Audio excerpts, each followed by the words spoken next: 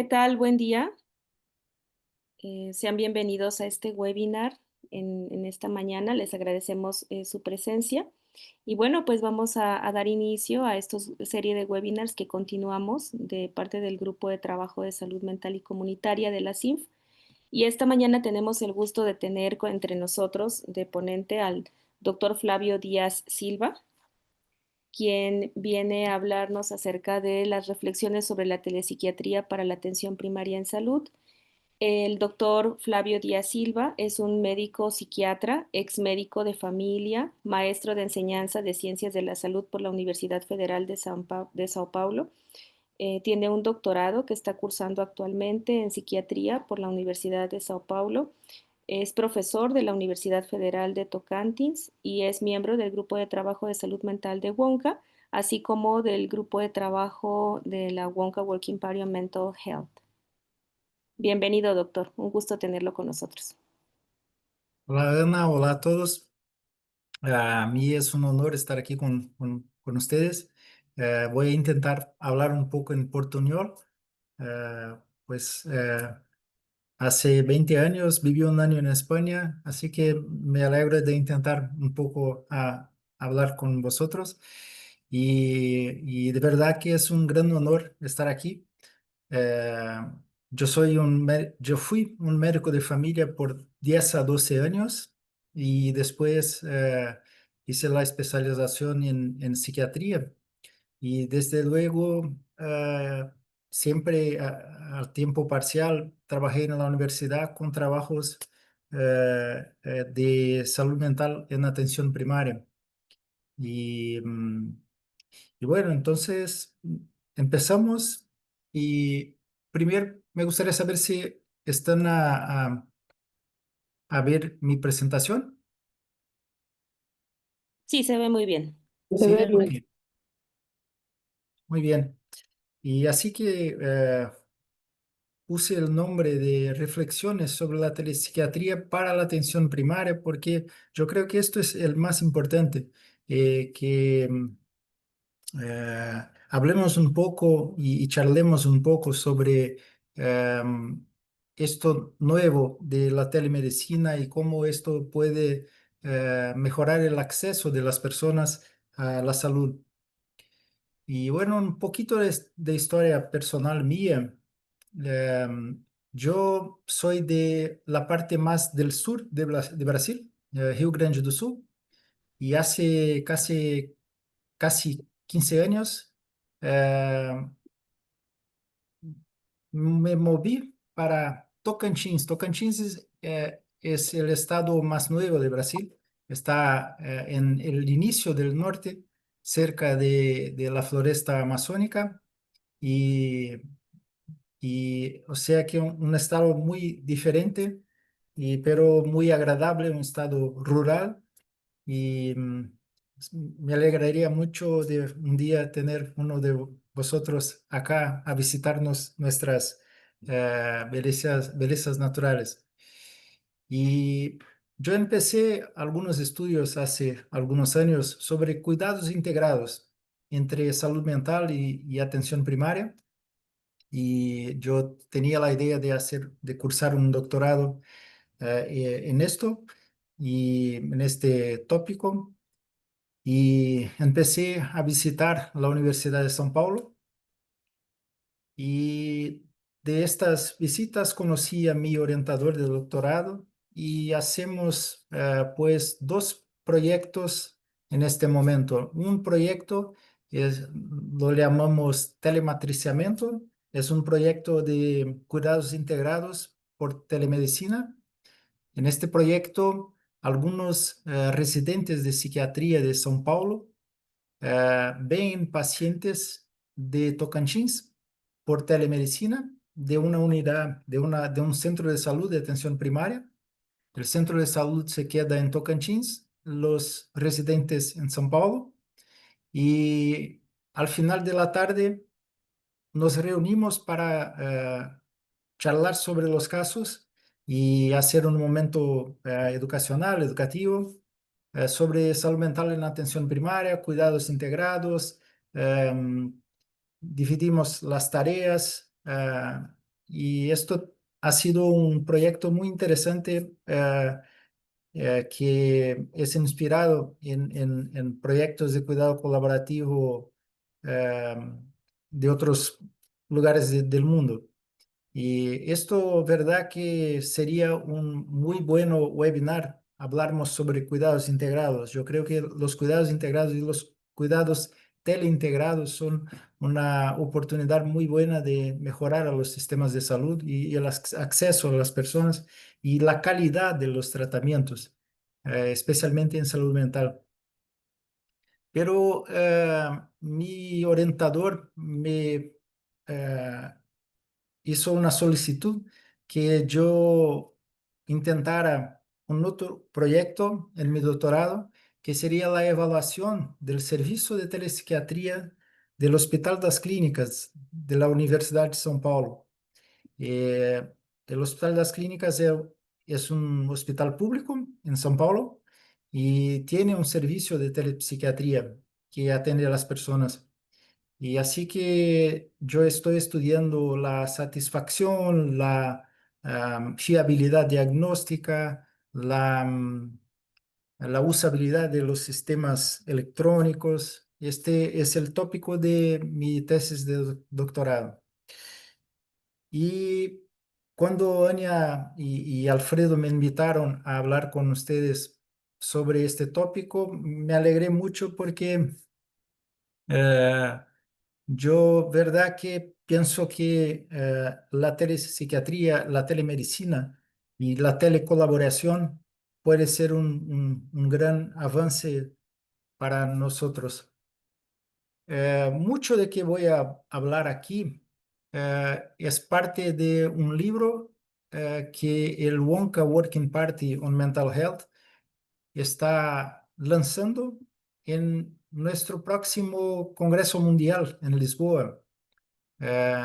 Este libro es conducido por el chair, el jefe de la sección de salud mental en atención primaria de Wonka, sesión donde conocí a Ana y Ana y yo escribimos un otro capítulo en salud mental infantil y este libro será lanzado en pocos días. O sea que mucho de que voy a hablar aquí es un poquito de esta experiencia de escribir algo sobre salud mental y consultas remotas. Y así que empecemos entonces. Los puntos claves que traigo hoy básicamente son un poquito sobre evidencias sobre consultas remotas en salud mental. Después, aspectos prácticos, legales y éticos. Y al final, esto de las herramientas de salud mental digital, esto de las aplicaciones para teléfonos móviles, un poco de esto todo que hemos visto en la última década. Y empezamos entonces por las evidencias y un panorama general sobre consultas remotas. Sea como yo hablaba, las consultas remotas han sido un gran instrumento para una posible revolución de la atención sanitaria, ya que pueden ofrecer una solución para lugares donde hay pocos o ningún médico u otros profesionales sanitarios. Además, pueden ser muy útiles en casos de imposibilidad de uno acudir al centro de salud.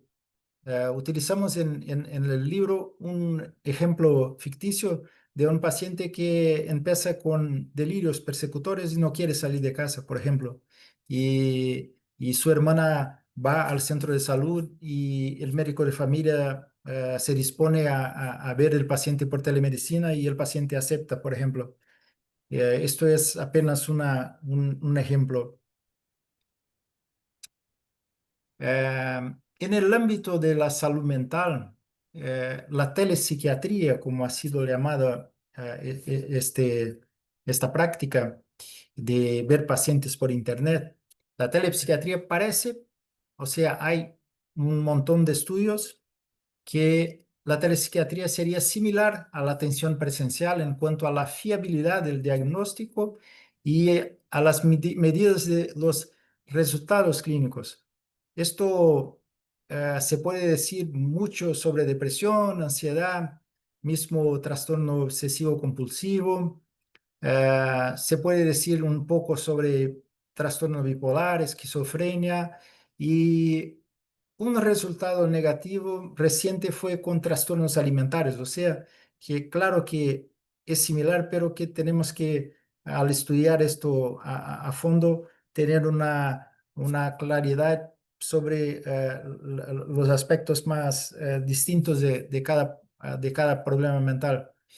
Eh, de todos los modos, la telepsiquiatría parece satisfactoria para los profesionales de los pacientes y más económica muchas veces que la atención presencial. Y hay estudios en diferentes grupos de población, ancianos, chicos, y mismo entornos sanitarios diferentes como clínicas, hospitales y domicilios. O sea, hay un buen grupo de evidencias que ya viene muy antes de la pandemia. Acá es un print de algunas referencias, o sea, hay algunas revisiones sistemáticas, dentro de estas revisiones encontramos los ensayos clínicos, los randomized clinical trials, y o sea que hay una buena cantidad de evidencias a quien quiera estudiar un poco más. Aquí destaco un paper reciente, un artículo reciente, una revisión sistemática de ensayos clínicos randomizados sobre telepsiquiatría y atención presencial.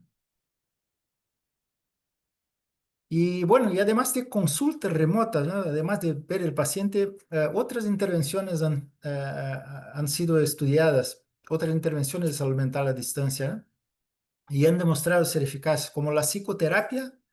Eh, Mismo los contactos sincrónicos o asincrónicos, por ejemplo, mensajes de texto por teléfono móvil. Yo voy a enseñarlos un ejemplo.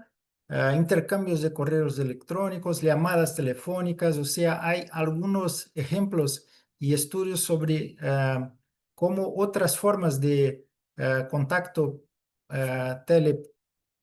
telemático se muestra una posibilidad con buenos resultados clínicos. Yo no sé si vosotros conocéis, pero aquí en Brasil ya tenemos los grupos de apoyo, por ejemplo, los alcohólicos anónimos, por chat o por videoconferencias. Y mismo en la literatura encontramos estudios sobre la teleintegración de los cuidados. Aquí en Brasil tenemos una experiencia grande con un tipo de integración que es por e-consults. ¿Verdad que le llamamos acá un poco diferente? Eh, Teleconsultoría, le llamamos así. Pero es cuando un médico de familia escribe un email con documentos y envíaselo a otro médico, frecuentemente un otro médico de familia que trabaja en un centro de atención secundaria, que consulta a otros especialistas y escribe, vuelve a escribir para el médico de familia su opinión, una segunda opinión especializada. Esto serían las e-consults y hay montones de estudios sobre esto. Y al final, el telecollaborative care es una práctica un poco más estructurada, estudiada mucho por la Universidad de Washington en Seattle, en Estados Unidos. Y esto también ha sido hecho a través de telemedicina también. Acá los enseño un poquito de los estudios, o sea, este sobre terapia, psicoterapia online, en línea. Y acá un poquito de lo que yo hablaba, el uso de e-consults en primary care. En Cochrane encontramos una revisión sobre un aplicativo, una aplicación para quitar el tabaquismo por text messaging, o sea, mensajes de texto. Y ya tenemos muy poco, pero empezamos a tener algunos estudios sobre los grupos de apoyo como Alcohólicos Anónimos por encuentros virtuales. Y acá un otro estudio sobre lo que yo hablaba, el modelo Vaya, de mami, cuéntame. telecolaboración. ¿Mm? Vaya, cuéntame.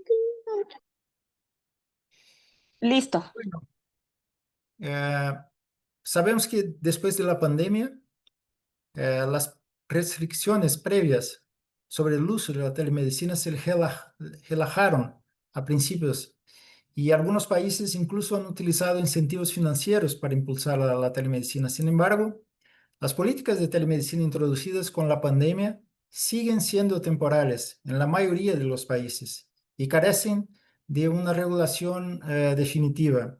Este es un comunicado de la OSD y y después a mí me gustaría mucho oír un poco de vosotros al respecto de la telemedicina en vuestros países. Em, Acá en Brasil tenemos desde 2022 la regulamentación definitiva de la telemedicina. Tenemos, por ejemplo, la telemedicina como 7 prácticas distintas: la teleconsulta, ver un paciente; la teleinterconsulta, cuando dos médicos hablan sobre un paciente; el telediagnóstico, cuando, por ejemplo, hacemos un electrocardiograma, el aparato está en el interior y en la capital hay un cardiólogo que recibe el trazado, el electrocardiograma; la telecirugía, que es un poco más compleja; eh, el telemonitoramiento; no sé cómo se dice en español, teletriaje, pero algo como en inglés, telescreening, rastreo, quizá, ¿no? Cribado, telecribado, ¿no? Y, y la teleconsultoría, que sería algo más teórico, ¿no? Cuando quieres empezar un servicio, o sea, algo más administrativo. Esto es solamente para los enseñar un poquito de cómo esto está apenas empezando, ¿no? Y ahora, para tener un poquito de integración, a mí me gustaría que vosotros escribieran en el chat de Zoom, de nuestra plataforma, su país y si hay legislación específica de la telemedicina en su país. O sea, eh, podemos hacer un momentito de interacción. ¿Qué te parece, Ana? Sí, me parece fantástico. Los invitamos, así como menciona Flavio, a que en el chat, por favor, nos escriban. Bueno, ya escribió la primera persona, la doctora Marían Flores nos menciona, en México no hay legislación. Ujú. Y es muy común que no tengamos legislación, ¿no? Yo tengo el diploma homologado en España y en España no hay legislación sobre telemedicina. Sí, claro. Bueno, Em, Perú doctor- sí lo hay, ¿eh? Ujú. Quizá muchos de nosotros quizás sabemos si hay, ¿no? Después os preguntaré si trabajan con telemedicina mismos sin, muy bien, acá la María Beatriz, ¿no? Habla del decreto supremo. Esto es de México. Ujú. Mm, Perú. Perfecto. Muy bien. de Perú. Bueno, seguimos escribiendo, después podemos revisar un poquito las respuestas. Y bueno, a ver, ok. Bueno, ¿están a ver la presentación? Sí, se ve. Muy bien. Bueno, y la segunda parte eh, de mi presentación va por cómo es entonces ver un paciente por internet. O sea, esto es un poco de artesanía y un poco de técnica. Hay muy pocos estudios sobre esto. Yo recomendaría que conociesen el guideline de la World Psychiatric Association, de la Asociación Psiquiátrica Mundial, que es este documento que está a la derecha. Allí hay muchas sugerencias al respecto de cómo hacer, ah, cómo ver un paciente por internet con seguridad, con profesionalismo, ¿no? Y yo hice un compilado entonces de algunas cositas prácticas, pero más que nada para que después podemos hablar un poco más. Y bueno, de hardware y software primeramente, ¿no? Esto del hardware se ha vuelto lo de los smartphones con audífonos, ¿no?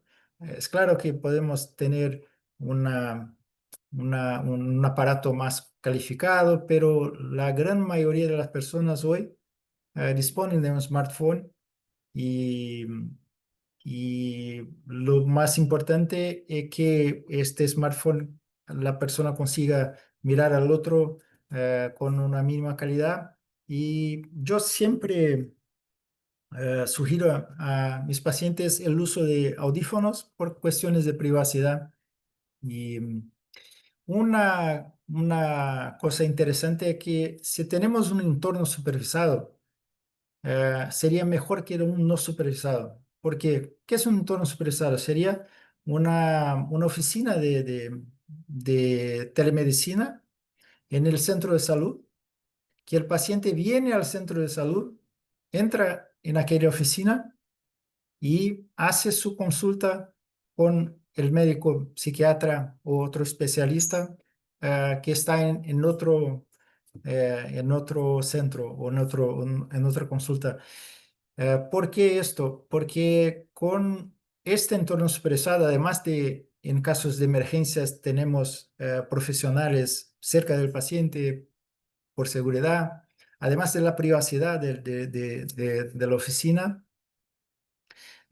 Podemos implementar también algunas tecnologías que mejoran un poco, eh, que minimizan un poco el problema de la distancia. Por ejemplo, una segunda cámara.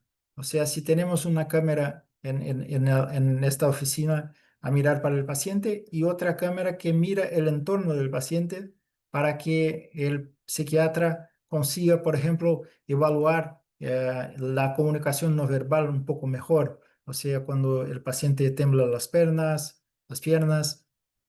o cuando el paciente está un poquito, bueno, la postura corporal. O sea que el entorno supervisado sería mejor, pero la gran mayoría, la gran mayoría de las visitas por telepsiquiatría son hechas con los pacientes en sus casas, con sus propios teléfonos y, y esto es la realidad, o sea, el ambiente no supervisado es lo que de hecho es lo más común y curioso que estamos también estudiando un poco la semiología de esto. Cuando, por ejemplo, el paciente acude a la consulta sin camiseta, no sé cómo se dice en español, pero con poca ropa o tomando un trago en la consulta o fumando. O sea, esto estamos empezando a estudiar un poco si esto no son señales de problemas de personalidad principalmente, ¿no? Y, pero que esta es la realidad. Acá en Brasil, en el proyecto que tenemos de São Paulo para Tocantins, nosotros estamos en este momento apoyando un centro de salud indígena. Y así que nosotros vemos pacientes indígenas por internet y después hablamos con el equipo local. Y los indígenas están en sus casas, que son casas colectivas, y esto es un desafío, es adicional, es un problema de privacidad un poco complejo, ¿no? Pero al menos tenemos esta oportunidad de intentar ayudarlos, ¿no? Y el bueno es enemigo del óptimo, ¿no? Y al respecto de los softwares, el requisito más importante es la seguridad contra la filtración de datos. Esto es un problema actual. En Estados Unidos hay el reglamento de HIPAA, ¿no? Los softwares tienen que ser HIPAA compliance. Y en Brasil nosotros tenemos una normativa que es la NGS 2 y el ICP Brasil.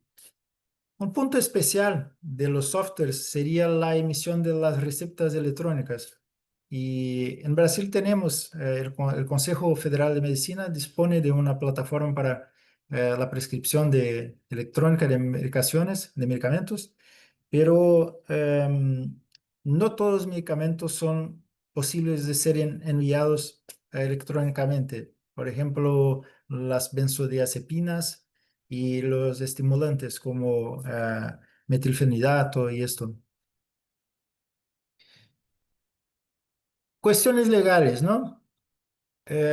Como estábamos hablando aquí por el chat, es muy importante enterarse localmente de la reglamentación local. En Brasil, por ejemplo, el tratamiento de enfermedades crónicas requiere al menos una visita presencial a cada 180 días como máximo. Y esto me parece un poco razonable, porque mezclamos un poco la manera de cuidar al paciente, ¿eh? El padrón, el gold standard es la consulta presencial, ¿eh? Un punto interesante de discusión en la World Psychiatric Association es las consultas remotas internacionales, ¿no? Tenemos montones de brasileños que están en otros países y que muchas veces nos piden consultas por lo del idioma, por lo del cultural, pero para yo ver un paciente que está en otro país, viviendo en otro país, no pasando unos díasitos, pero viviendo en otro país, es importante que yo esté registrado en el país del paciente, porque si no puedo ser acusado de ejercicio ilegal de la medicina. Y la receta electrónica, por otro lado, es un desafío en este contexto. Y aunque al menos España, Portugal, Estonia, Croacia, Polonia y Finlandia han adoptado una validación internacional de las recetas electrónicas, esto puede ser un ejemplo. Y, pero yo creo que en un mundo en el que tenemos cada vez más migración, tenemos que hablar un poquito de esto, de la telemedicina internacional, quizá la telecolaboración, ¿no? O sea, un médico desde el país de origen del paciente puede sí ver el paciente, pero que haga una colaboración con un médico de aquel país en que el paciente está. Está un poco complejo, está un poco fuera de nuestros objetivos hoy, pero es una semilla que yo gustaría de plantar acá. Aspectos éticos. Se recomienda que el paciente rellene un formulario de consentimiento informado. Acá escribimos un poco los elementos de un consent form. Por ejemplo, que el consent form tenga la base legal de las de la telemedicina en el país, un poquito, que en el consentimiento obtengamos el teléfono de un familiar del paciente para casos de, por ejemplo, emergencias, que expliquemos al paciente el software utilizado, que haga un poquito de orientaciones para el paciente escoger un sitio privado, sin presencia de otras personas o de personas que el paciente no quiere que estén allí. Em, es importante hablar del paciente sobre no grabar la consulta. Hoy podemos sufrir con esto de un paciente grabar una consulta y poner en la internet algo que a él no le gustó. Y explicar el termo, es importante que explique la eventual necesidad de convertir el atendimiento por telemedicina en atendimiento presencial. Y al final sería interesante un plan de backup, o sea, si las cosas no van bien por la conexión o porque se fue la batería, la energía, cómo la consulta se finalizará. Al final de esta segunda parte de cómo ver el paciente, ¿no? Termino hablando un poquito de aspectos prácticos, ¿no? Nada más que algunas opiniones, ¿no? Y esto están escritas por el grupo de salud mental digital de WPA. Y, por ejemplo, empezar por preguntar dónde se encuentra el paciente, intentar comprender su contexto. Esto también puede ayudar en intervención de emergencia. Confirmar datos y contactos de persona próxima, asegurarse de que el paciente se encuentre en un espacio seguro, tranquilo, cómodo, privativo, intentar anticipar la posible interrupción de la conexión a Internet. Además, es muy interesante utilizar técnicas no verbales, calificar la utilización de esta técnica, ¿no? O sea, quedarse próximo a la pantalla para más proximidad, personalizar los saludos y utilizar gráficos para mejorar la comunicación, como gráficos de sí o no, utilizar las herramientas electrónicas cuando se hace así, las pictures, las imagenecitas, eventualmente ponerse en pie o pedir al paciente que se ponga en pie para un mejor análisis. Esto es un poco más complejo, ¿no? Se puede compartir pantalla también. A menudo yo comparto la pantalla, por ejemplo, para explicar lo del plan terapéutico o hacer alguna psicoeducación o utilizar alguna imagen para explicar algo. Vigilar activamente la distracción propia. O sea, es muy importante que mantengamos el profesionalismo, o sea, que otras pantallas abiertas van a distraernos. Y también que vigilemos activamente el paciente, o sea, oh, me parece que estás a mirar otra cosa ahí, a- o sea, esto es importante, ¿eh? Esto todo para mantener el profesionalismo. Yo tengo, en este de mantener el profesionalismo, yo tengo una foto de este fondo de mi consultorio, de mi oficina. Y cuando estoy en otro sitio, por ejemplo, estoy a casa y tengo que ver un paciente, yo pongo la foto para que se parezca que estoy en mi oficina. Y esto parece muy sencillo, pero a las personas les gusta tener esto del profesionalismo, de saber que eh, el escenario de la atención es el mismo, ¿no? ¿Hay cómo evaluar la telemedicina? Sí, o sea, hay montones de cuestionarios validados. Esto es lo que utilizo en mis estudios en la telepsiquiatría de la Universidad de São Paulo. Es un cuestionario de 21 cuestiones respecto de la usabilidad del sistema y de la satisfacción. Y sí que esto yo creo que es importante cuando hacemos este servicio, em, a cada tiempo hacer una evaluación de satisfacción, usabilidad y esto. La American Telemedicine Association ha construido, ha propuesto un léxico, un conjunto de indicadores de calidad de la telemedicina. O sea, satisfacción del paciente, satisfacción del médico, del proveedor de salud, la coordinación del cuidado con esto, la integración del cuidado, la usabilidad, el rapport, la relación médico-paciente, el estigma, o sea, un montón de cosas que son interesantes, ¿eh? Por ejemplo, seguridad del paciente también, seguridad del paciente, ¿eh?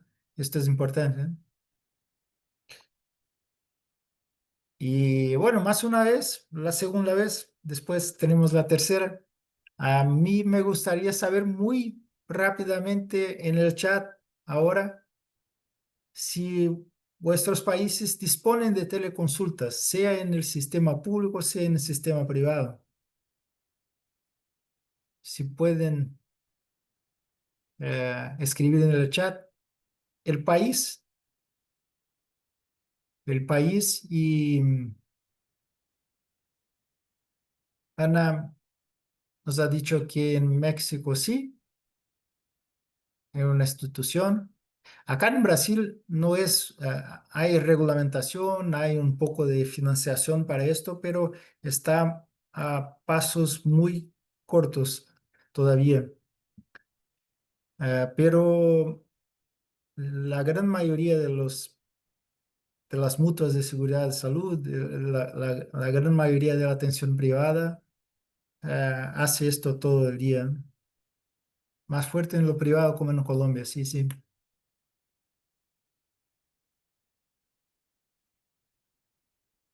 En Angola no tenemos alguien de Angola, que bueno, ¿eh? Muy bien, qué bueno. Bueno, al final entonces os traigo un poco de información y reflexiones sobre otras contribuciones de la tecnología a la atención a la salud mental, lo que hemos visto como salud digital y mental health. eh, y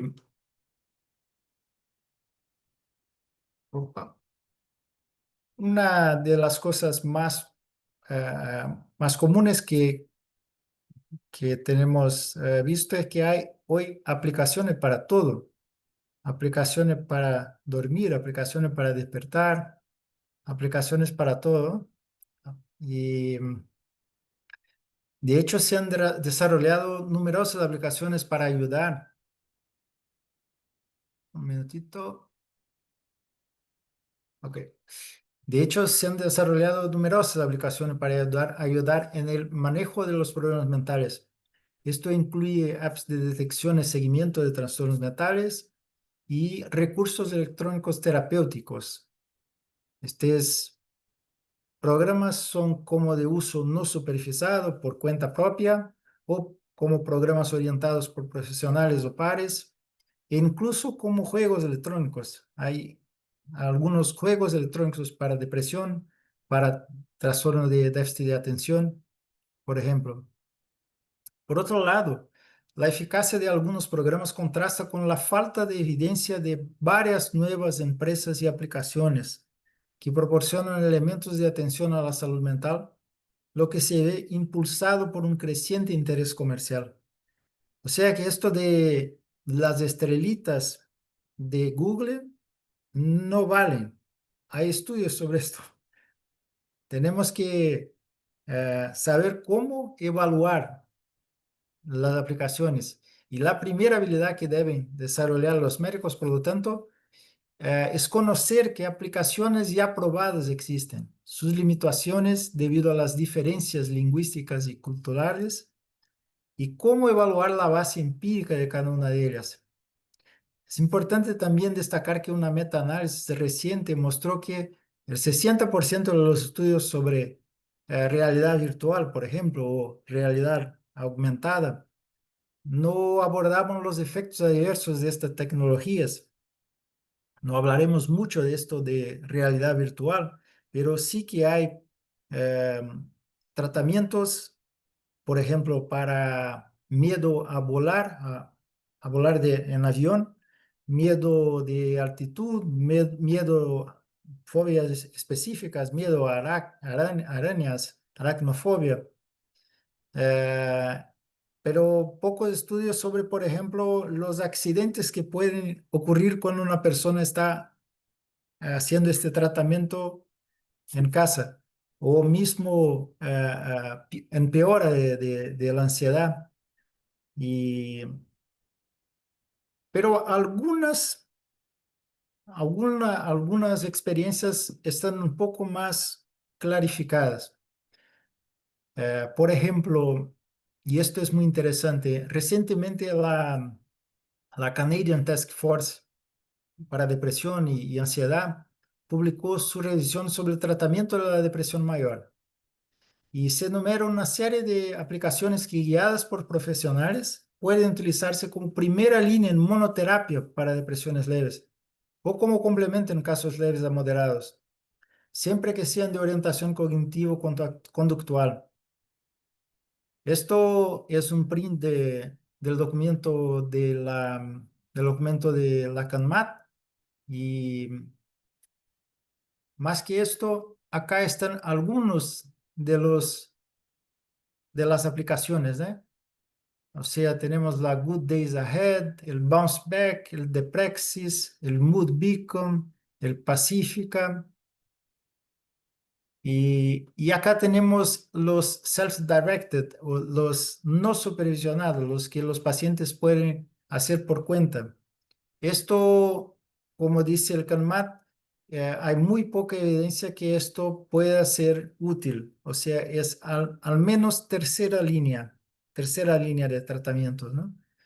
Pero los primeros, como yo los enseñaba, eh, son guided, son guiados, facilitados por profesionales. Este sí pueden ser para tratamientos de depresión leve como monoterapia, ¿no?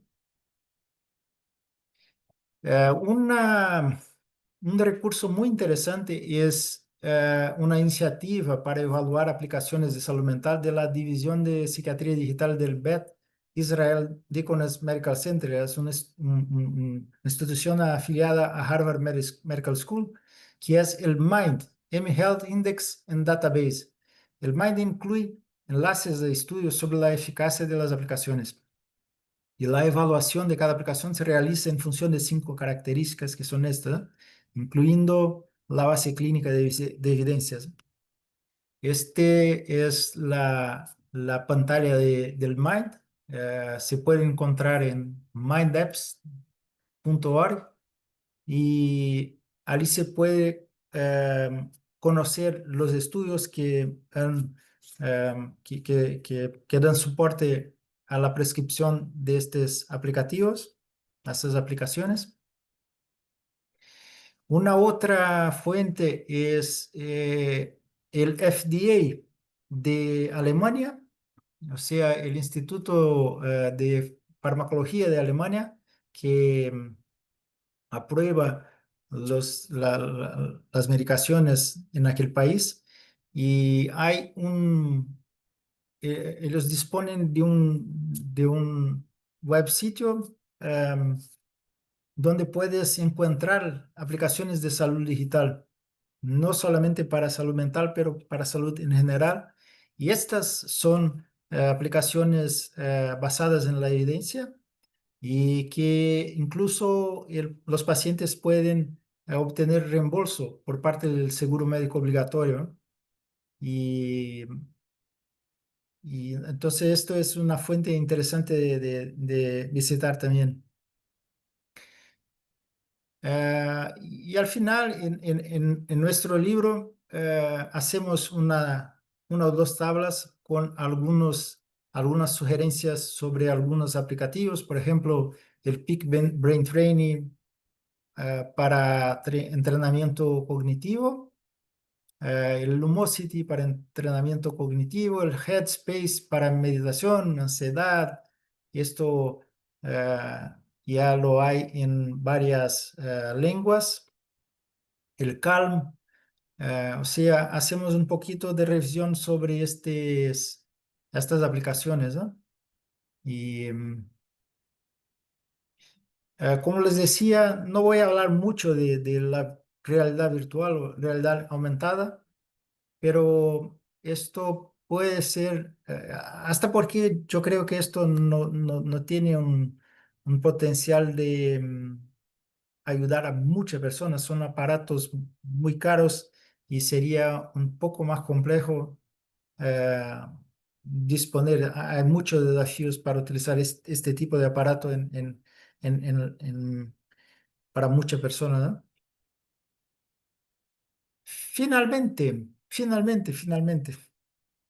Eh, Escriban en el chat si suelen prescribir aplicaciones para salud mental en vuestras prácticas médicas. A mí me gustaría saber si vosotros suele, suelen prescribir aplicaciones de salud mental o otras aplicaciones otras aplicaciones de salud digital. Es una,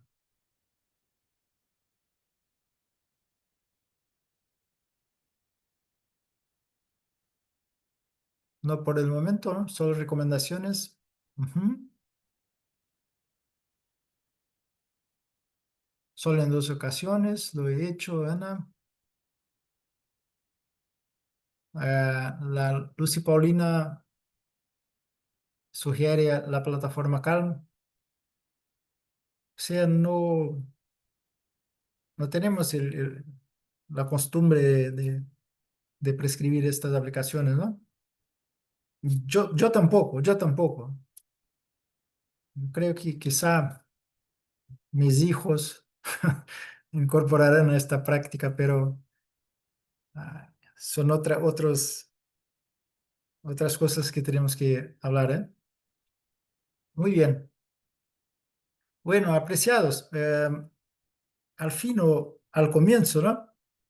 De entre las reflexiones para implementar la telesalud mental, eh, yo creo que mi afición por el tema viene de pensar que considerar la disponibilidad de una oficina estructurada para consultas remotas en el centro de salud local es una buena idea.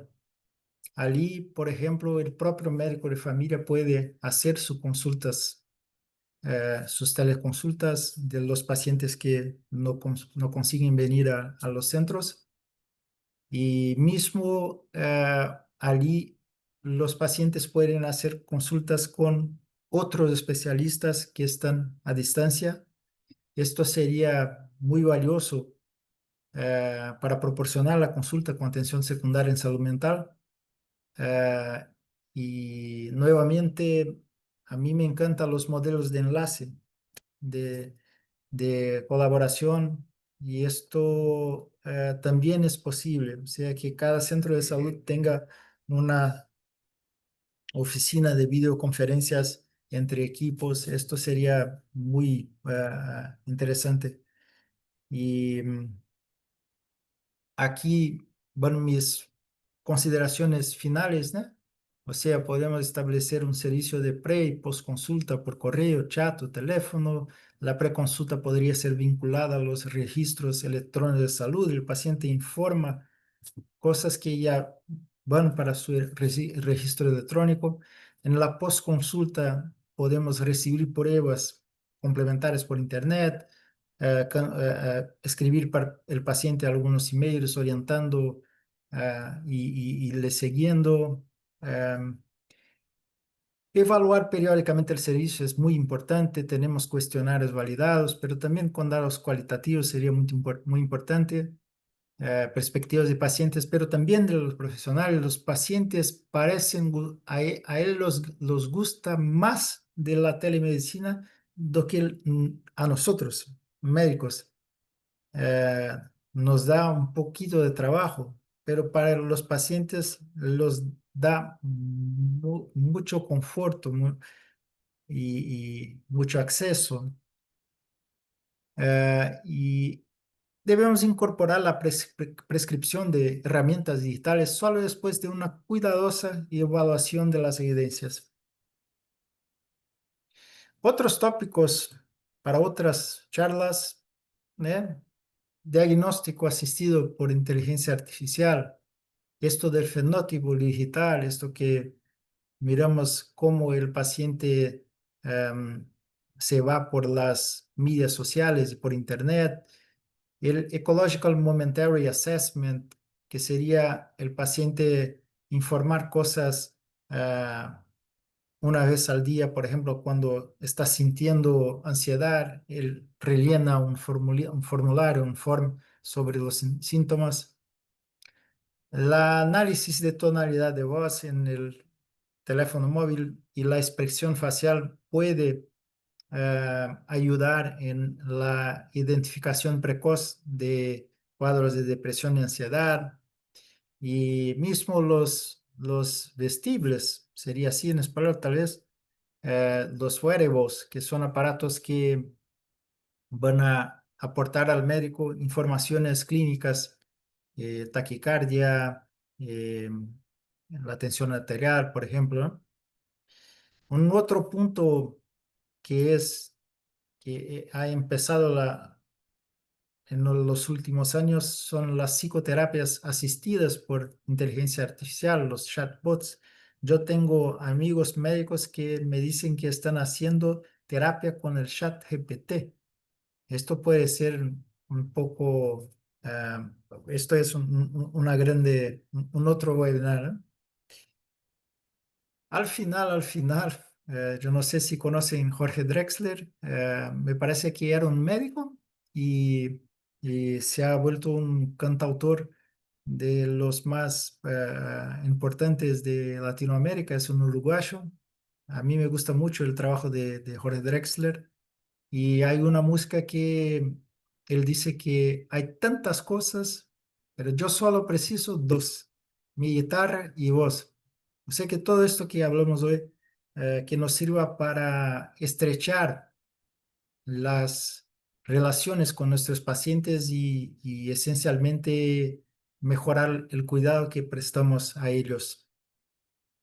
Bueno, esto es lo que vine a hablar para vosotros hoy.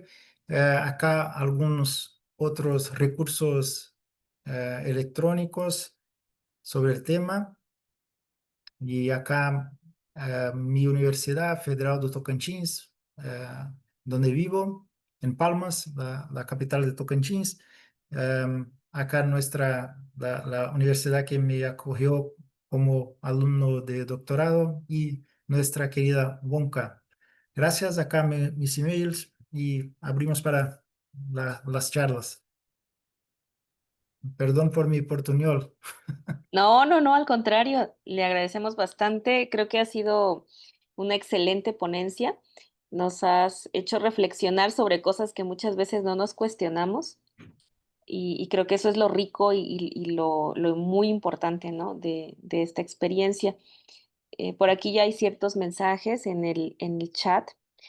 Agradezco, comenta la doctora Mariam, poner sobre la mesa el tema. Me llevo a investigar sobre la legislación de telemedicina y veo que ignoraba su existencia. Investigando me encuentro que sí, en México existen leyes y regulaciones que aunque no son específicas para telemedicina, sí la impactan y regulan de manera indirecta. Estas leyes se refieren principalmente a la protección de datos personales y a la prestación de servicios de salud a distancia. Em, Esto está en portugués, yo Sí, lamentablemente sí. no lo domino, pero Flavio, adelante. Sí, yo creo que Farías, a él le gustaría que yo hiciera algunos comentarios sobre aspectos formativos para la para teleconsulta, ¿verdad? O sea, cómo enseñamos los nuevos médicos a, a hacer telemedicina, ¿no? Bueno, acá tenemos una experiencia. Nuestros residentes ven pacientes y después em, vienen a buscar supervisión con nosotros, pero tenemos a mi ver, es muy parecido con el presencial. En las primeras semanas de las estancias formativas hacemos un seminario sobre telepsiquiatría, sobre esto que yo hablé un poco con vosotros, y la regulamentación brasileña. Y, y además empezamos la estancia formativa con consultas al lado del residente, ¿eh? O sea, el residente está con nosotros o al máximo está en otra pantalla. O sea que muchas veces el paciente, el residente y yo estamos en la misma pantalla, y las primeras veces yo hago una consulta para que el residente me vea mi comportamiento, mi conducta en la consulta, y después yo veo él conduciendo la consulta, y después en algún momento cuando yo me siento tranquilo, yo le dejo trabajar con el paciente a solas, y él viene para la supervisión después de la atención. O sea, es un poquito parecido con el presencial. Perfecto. Muchas gracias. Hay aquí más felicitaciones. Lucy Paulina Orellana nos dice muchísimas gracias, excelente tema. Sería lindo abordar este emergente tema y la brecha de género. Ujú. Y digo más, Lucy, la brecha de los, de la, de lo transcultural es muy distinto para nosotros, por ejemplo, ver pacientes de nuestra ciudad, y, por ejemplo, en nuestro proyecto estamos viendo pacientes de una comunidad indígena. O sea, tenemos, Canadá, me parece que hay en Canadá un servicio de transculturalidad que ayuda a los médicos en esto, pero cómo la telemedicina abre esta posibilidad, y principalmente, esencialmente en la salud mental, tenemos que saber sobre los aspectos culturales, a no pensar que todo es una patología, ¿no? Claro. Patricia Breña Chávez nos dice muchas gracias por su excelente ponencia. Es una herramienta útil en el caso de pacientes con adicción o a pantallas. Pregunta, ¿en ellos los deberíamos restringir o cómo lo manejaríamos?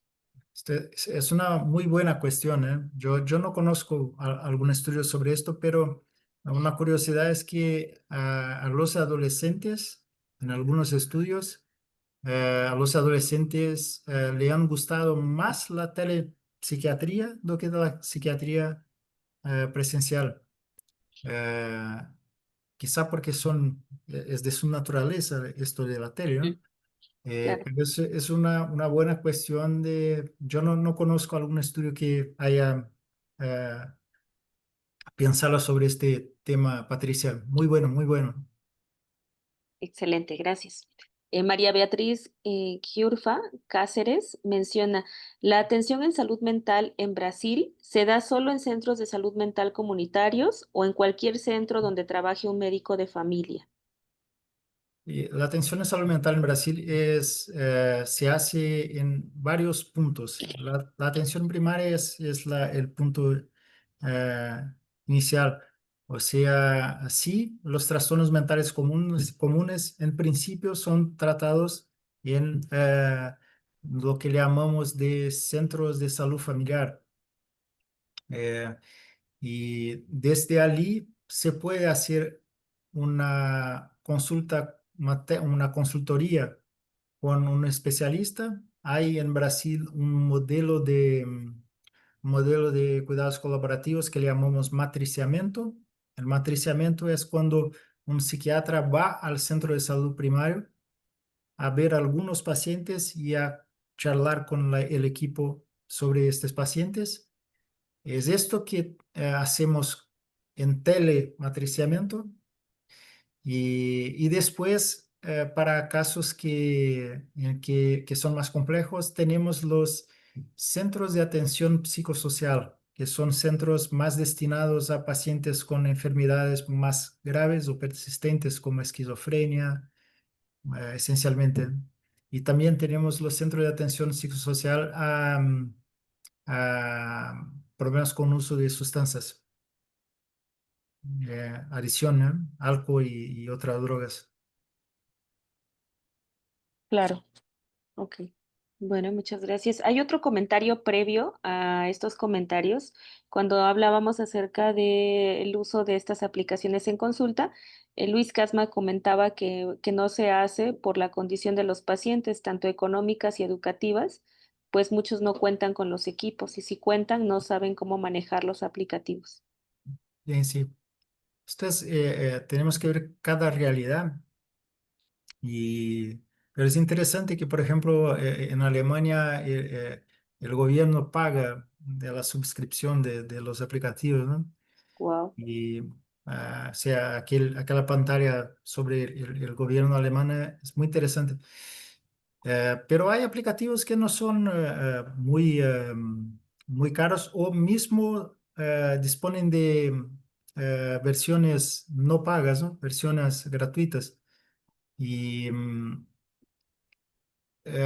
una otra, al otro lado, esto de los pacientes tener en dificultad de manejar la tecnología, ¿no? Esto sí es verdad. Pero también hay allí una oportunidad de que empecemos también un poco no sé si se dice así en español, literacia, eh, literacy, ¿Literalmente? esto de cómo se pueden iniciar las personas en la tecnología, o sea, literacy en inglés. O sea, es una oportunidad para incluir las personas en el mundo virtual. Cuando el médico de cabecera le propone algo, no es, oh, em, por favor, baje esta aplicación móvil, será muy buena. No, no, tenemos que bajar en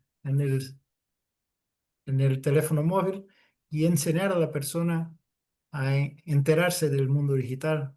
Ujú. Nos mencionan en el chat alfabetización digital, como Alfabetización. la enseñanza digital. Ujú. Sí, es una oportunidad para que ayudemos en esto. Claro que muchas veces no tenemos tiempo para muchas cosas, ¿no? O sea, yo creo que cuando trabajamos en el centro de salud tenemos poco tiempo para muchas personas a ver, ¿no? Pero Claro, es un desafío, ¿eh? claro.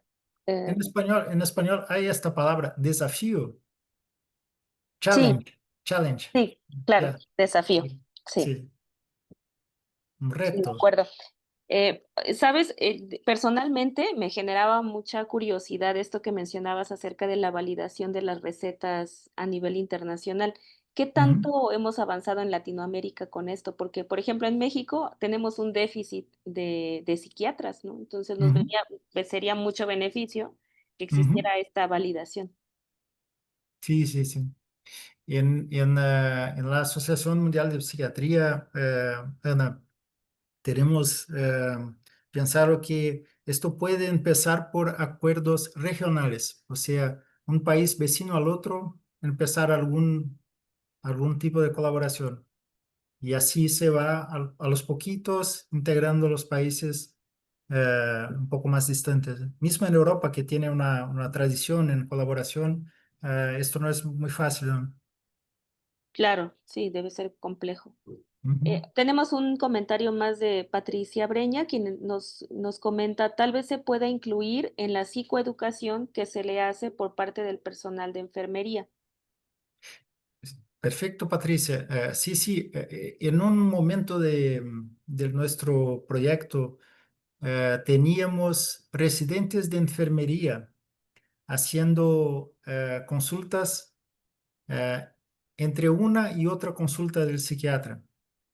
Teníamos residentes de enfermería que hacían las consultas. Esto de hecho viene del modelo de los cuidados colaborativos americanos, que además de la consulta con el médico de familia o el médico psiquiatra, hay un gerente, un care manager, un gerente de cuidado, una persona que es un enfermero o es un profesional de social, de social service y esta persona hace teleconsultas de enfermería para verificar si la persona ha conseguido las medicaciones, si no hay efectos adversos, para pasar algunos formularios de síntomas, de evaluación de síntomas, y es un recurso muy interesante. Sí, claro. Además, todos somos parte del mismo personal, ¿no? Del mismo. Ujú. Alguien que tenga algún otro comentario, incluso pueden abrir el micrófono. Menciona Luis Casma, aquí en el Perú pude observar que las terapias cognitivas conductuales lo realizan los psicólogos, debería hacerlo el médico de familia. Acá tenemos una tradición que los médicos de familia hacen muchas veces formación en terapia de familia, terapia sistémica, pero muy pocos hacen formación en terapia cognitivo-conductual todavía. aún. Y, Claro, pero hay algunas herramientas de este tipo de terapia que podrían ser más enseñadas a los médicos de familia de manera puntual. Y la Organización Mundial de Salud tiene algunos proyectos en este sentido. Miren al internet por el proyecto Enfrentando Problemas Plus o en inglés Problem Management, PM Plus. PM Plus es un programa de entrenamiento en técnicas cognitivo-conductuales muy sencillas que todo el médico de familia podría beneficiarse. excelente. Bueno, pues si gustan abrir sus cámaras para que podamos tomar una foto, los que puedan. ¿Mencionan también alguna guía para hacer terapia de familia? ¿Alguna recomendación? Mm, Hay un español llamado Juan Liñares. Si pueden mirar al internet, Juan Ah, sí, Liñares, él trabaja con familias multiproblemáticas y escribe muy bien. sí, Juan Linares. Juan Liñares, sí, sí, sí, Sí, buenísimo. buenísimo. Sí, Y, y acá en Brasil tenemos algunos, puedo enviárselos algunos links sobre esto de las terapias de familia y terapias cognitivo-conductuales, pero por cierto, les envío a Ana y después Ana comparte con vosotros. ok, perfecto. Bueno, quien guste, voy a dejar mi correo aquí en el chat por quien guste mandarme mensaje o correo electrónico para que comparta con ustedes la información que Flavio, le agradecemos bastante que nos va a compartir. Igual aquí ya Flavio dejó su correo. Sí, sí, Bueno, pues muchísimas gracias. Tomamos la foto. Una, dos, tres. Excelente, Flavio. Nuevamente, muy bien. muchísimas gracias. Un placer enorme tenerte, un verdadero experto en el tema y pues nos dejas muchas cosas todavía por las que pensar. Muchas gracias, Ana. Ana, un honor estar aquí con vosotros y, o sea, que espero que les pasar un poquito de la ficción al tema y que esto haga un pasito eh, para nuestros sistemas de salud. Claro que sí, por supuesto. Buen día para todos y gracias por haberse conectado. Buen día. Gracias. Gracias, buen